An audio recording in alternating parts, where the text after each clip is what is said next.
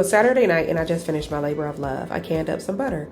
So, of course, you know, I have my 4 jars lids and I have 8 pint jars and 4 pounds of butter in my rings. So I'm gonna give you 2 fun facts.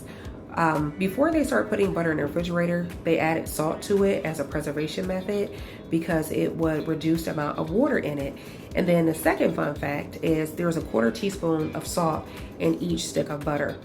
So that's not too bad. So I'm gonna pack up my jars here.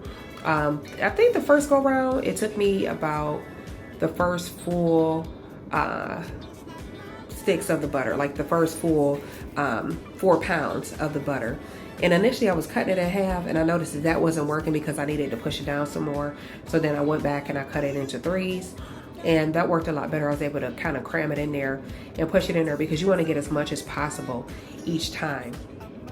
So I'm gonna put it in the oven at 200 degrees for about 15 to 20 minutes. Now I have a Samsung Smart Stove. I know that if I had a gas stove, it would get done a lot sooner with the melting process.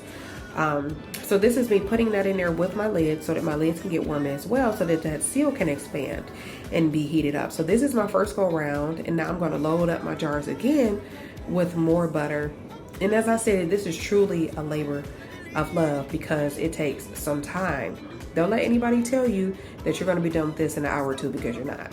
So this is the second time that I put my butter in, and as I was putting it in, it started melting down. And as you can see, as the butter melts, those milk solids come up to the top, and we're gonna skim just a little bit of that off, and I'm gonna add some more butter in there. Now, I ended up using almost all the 8 pounds. I had 2.5 sticks left. So now I'm going to put it back in the oven for a minute. As you see, I did my last go round. So I did 3 rounds of adding butter in here, and then I've taken it out.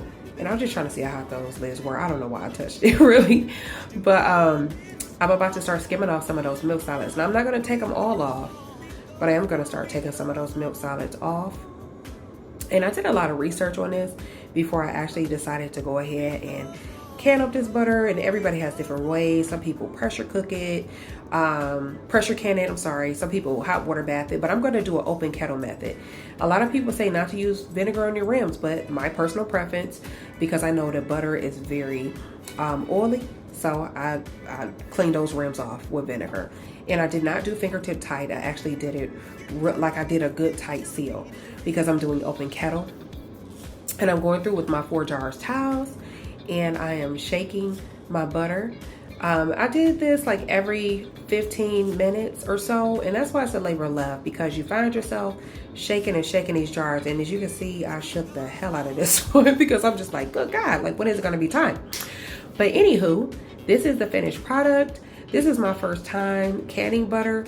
And some people have like a pretty solid finish. I do have some solids in there, but guess what? It's still usable. I'm just gonna use this for cooking and baking. I don't plan on using it on any toast or anything like that, but these are good for 5 years.